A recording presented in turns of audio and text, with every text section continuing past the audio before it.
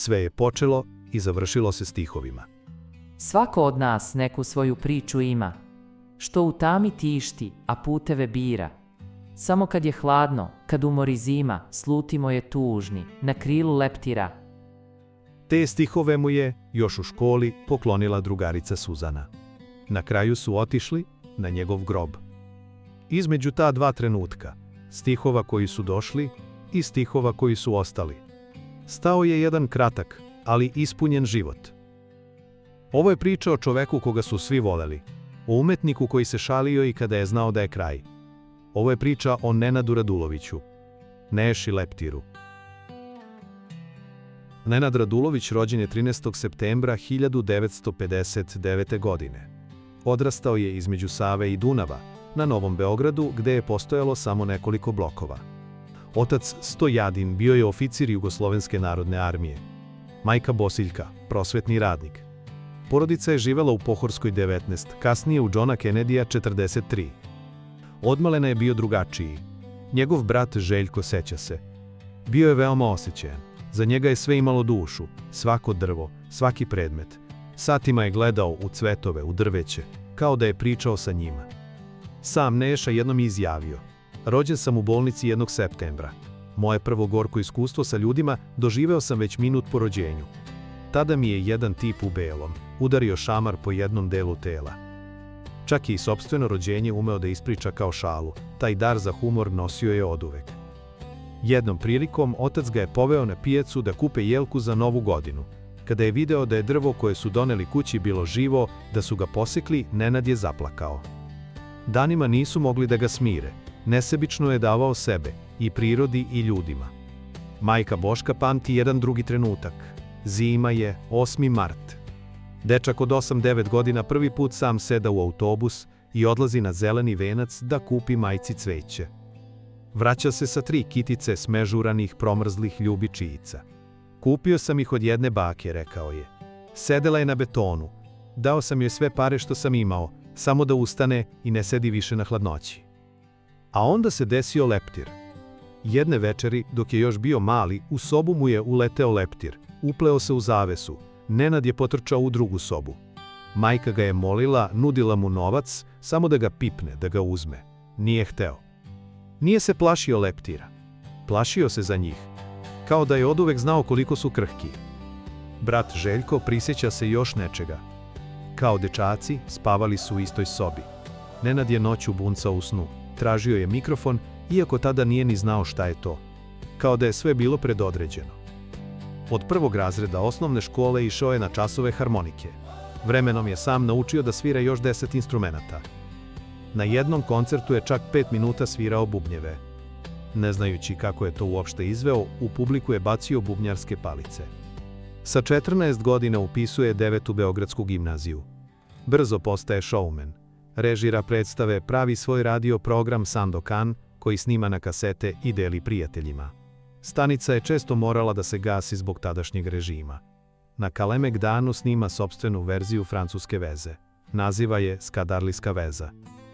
U to vreme, omladinski program radija Beograd 202 bio je preteča Radio Indeksa. Neša se jednom javio uživo iz svoje gimnazije. Intervjuisao je razrednog starešinu, prijatelje na stepeništu, pravio igre rečima. Svi su plakali od smeha. To je bio početak Nešinog javnog izražavanja. U isto vreme peva u horu Krsmanac, a zatim u Špancu na Novom Beogradu. Tamo se okupilo stotinak ljudi iz cele Jugoslavije, koji su došli na studije u Beograd i koji su doneli razne kulture iz svojih zavičaja. Neša upija sve. U Špancu postavlja predstavu Romeo i Julija po 3. put među živima.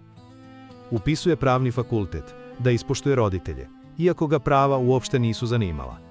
Na ispitu iz rimskog prava, kada je pao, rekao je profesoru: nadam se da ćemo se videti u nekim drugim okolnostima. I videli su se, par godina kasnije, u amfiteatru pravnog fakulteta, na koncertu poslednje igre leptira.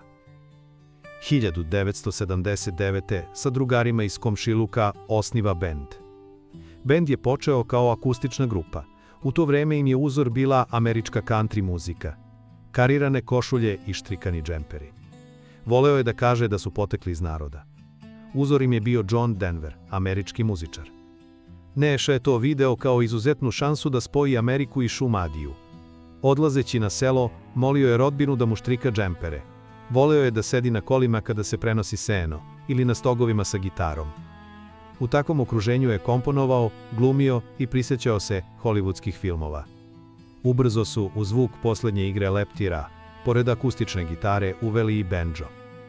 Kako je grupa dobila ime, nikada nije objasnio, a zanimljivo je da je Neša, kog su zvali Leptir, imao ogroman strah od leptira. Koncerte je često počinjao stihovima. U mojoj gitari živi jedan leptir i mnogo je stvari koje nas vežu. Kad dođu kiše i zima tuge, i njemu i meni krila se stežu. Pesmu koju je dobio od drugarice Suzane mnogi navode kao inspiraciju za naziv benda, a ti stihovi su ga pratili do tragičnog kraja. Prvi ozbiljan nastup imali su 1981. na Palilulskoj olimpijadi kulture. Pobedili su. I krenula je. Pre nego što su uopšte ušli u studio, odsvirali su više od 200 koncerata. Po studentskim domovima, po domovima kulture, po mestima gde ih niko nije znao, ali su ih posle prve svirke svi pamtili. Prvi album, napokon ploča, objavili su 82. za RTV Ljubljana. Producent je bio Ljubomir Ninković. Sa ploče su odmah iskočile dve pesme, Nataša i Vrati se. Postale su klasici pre nego što je godina završila. Iza Nataše stoji devojka, drugarica Nešine, tadašnje devojke, Jasne Ranđelović. Nataša Davidović bila je članica hora u Špancu. Jedno vreme mu se sviđala, ali su ostali samo prijatelji. Ipak, na prvoj srednjoškolskoj žurci ta pesma je posvećena njoj, ali kako kaže brat Željko. Mislim da je to pisao nekoj apstraktnoj nedostižnoj osobi, svom savršenom osjećanju. Njegova harizma van scene bila je neverovatna. Zvali su ga na žurke i žurka bi se pretvorila u to da on uzme gitaru, priča, svira, improvizuje. A svi sede okolo i slušaju. Nemaš želju da mu dobaciš. Imaš želju da ga slušaš. Dom sindikata punili su 15 puta za redom, pre nego što je ploča uopšte izašla. Bez plakata, bez reklame. Samo od usmene predaje. Ljudi su dolazili jer su čuli od drugih da se tako nešto ne propušta. Direktor Doma sindikata nije znao ko su. Kada su tražili termin, prvi put ih je odbio. Nije ni reklama krenula, a koncert je već bio rasprodat. Na blagajni danima su se nizale nalepnice rasprodato, dok su ih tapkaroši ljubili i na rukama nosili. Improvizovao je, glumio na sceni i nikada čak ni on sam nije znao kako će sve to da izgleda. Sve je delio sa grupom na ravne časti. Bio je zanesenjak. Totalno neiskvaren. Drugi album, ponovo ploča i druge priče, stigao je 83. Produkcija Đorđe Petrović. Snimano u studiju Aquarius. Hitovi, Sličuge, Kiks Mix, Nisam ti rekao. Na albumu su gostovali Ivica Švager na saksofonu i Slavko Mitrović Cale na harmonici. A onda dolazi vojska. Na proleće 84. grupa kolektivno odlazi u Pirot na odsluženje vojnog roka. Cela postava je na odsluženju. Tamo su, daleko od estradne gužve, radili pesme za novi album. Kada su se vratili, vratili su se i sa novom energijom. Za treći album tražili su novi ženski vokal.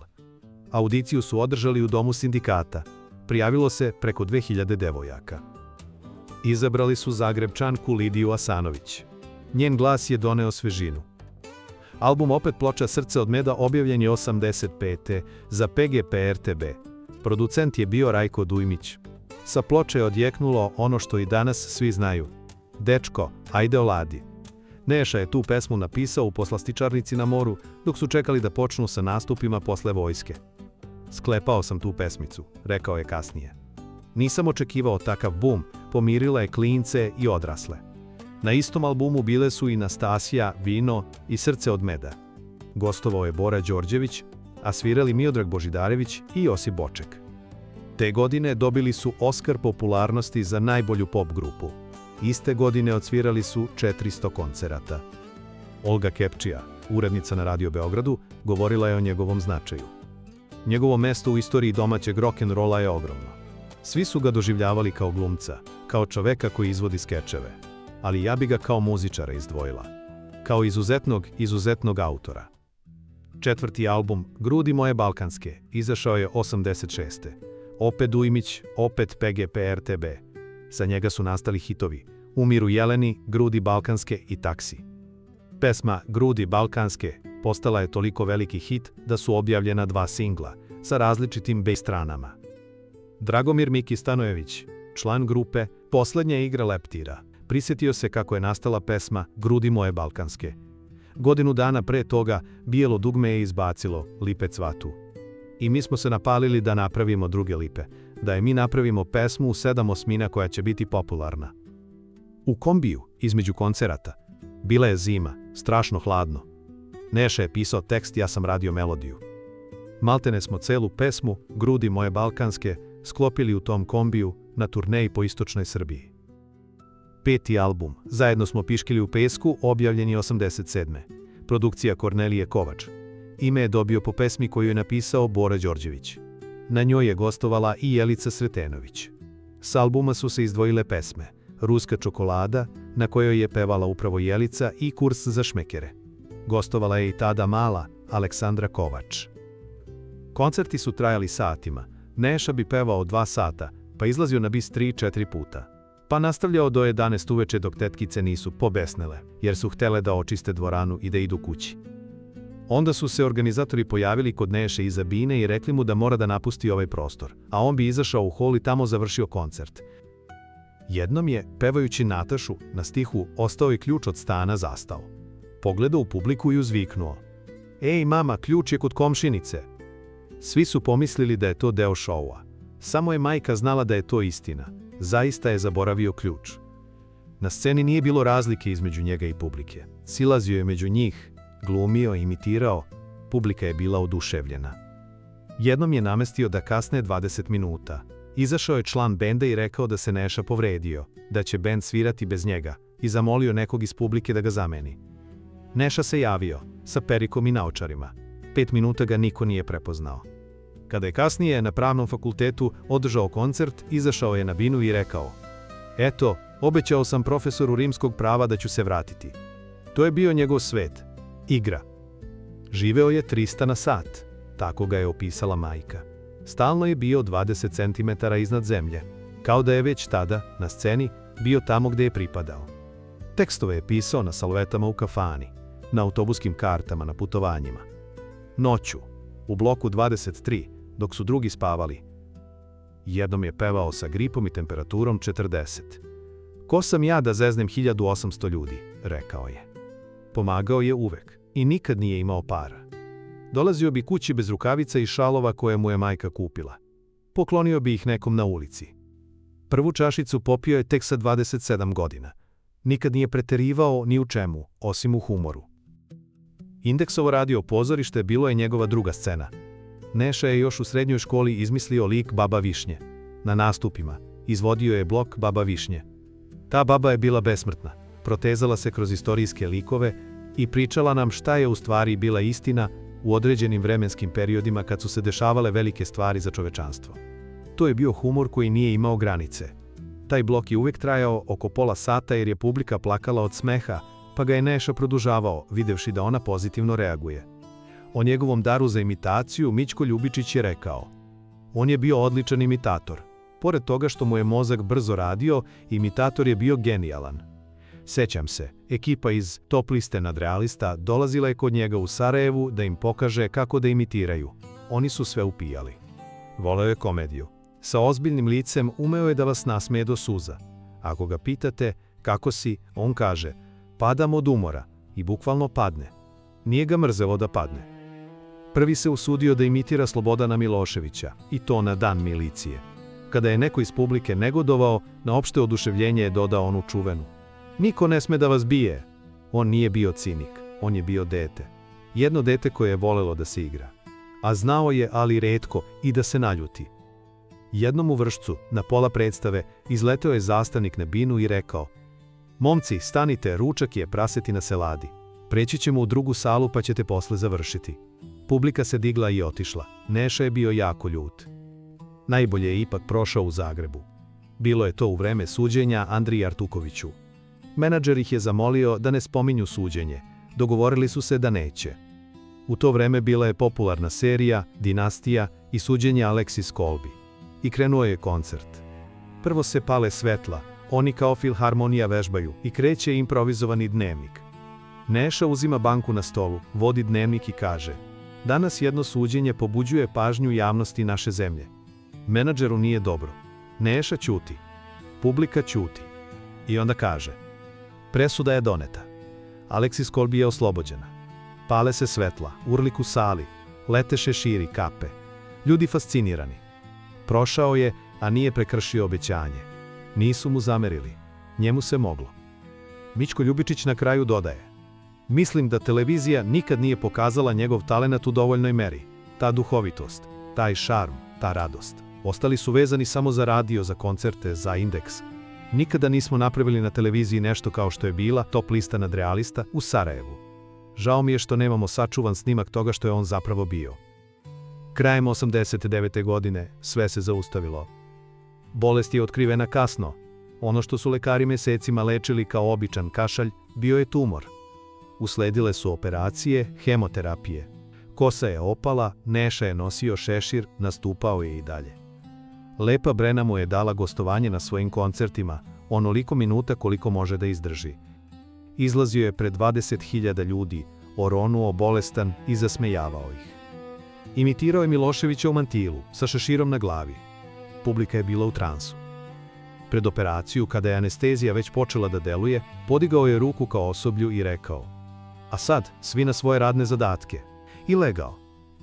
Posljednja knjiga koju je čitao i koju nije stigao da završi bila je Tibetanska knjiga mrtvih. Pesnik Radoman Kanjevac govorio je o njemu. On je doleteo početkom 80-ih u naše živote i bio tako lagan. Uneo je radostan optimizam. Očaran sjajem reflektora, kao leptir, usmerio se na svetlo i na slavu i izgoreo pre nego što smo shvatili visinu tog leta i važnost njegove pojave u našoj kulturi. Umir u Jeleni je ispalo kao predviđanje. U tom trenutku bili smo mladi, puni energije. Niko o tome nije razmišljao. Nismo to tako osjećali, ali na kraju ta pesma ga je obeležila. Februar 1990. Vojno-medicinska akademija. Soba sa krošnjama drveća ispred prozora. 20 minuta pre nego što će zauvek zatvoriti oči, brat ga je pitao kako je. On je otvorio oči, pogledao ga onako, onim svojim pogledom, koji uvek imao tu neku nestašnost, i nasmešio se. Pa, rekao je, ne mogu baš da igram fudbal. Brat Željko je ostao da gleda, kasnije ispričao. Video sam ga kako odlazi u ćošku sobe na Vojno-medicinskoj akademiji.